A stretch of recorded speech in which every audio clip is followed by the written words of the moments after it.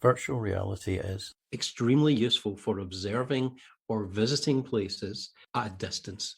So you could, for instance, travel around the streets of Venice with their friends in other parts of the world. This is very much virtual reality because they no longer see their living room.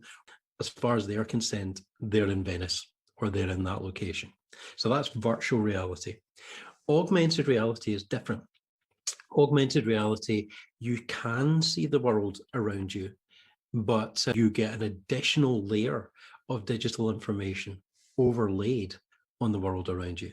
Anything from translating a museum information card on a painting into your language or even into audio, to actually animating that painting or even creating a full three-dimensional representation of that painting around you.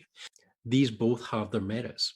Build a three-dimensional representation of the landscape behind the Mona Lisa, so that you can really see and get a context of where this was supposed to be painted, and maybe the context of the background culturally and historically behind this woman's life.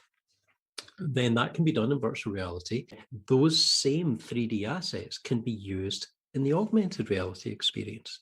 So the people who are, for instance, trying to visit the Louvre in Paris, who might be in Spain, they can do that in virtual reality. Whereas at the same time, the people who are in the Louvre in Paris can be viewing the same 3D assets coming to life around them in the museum as they stand in front of the real Mona Lisa.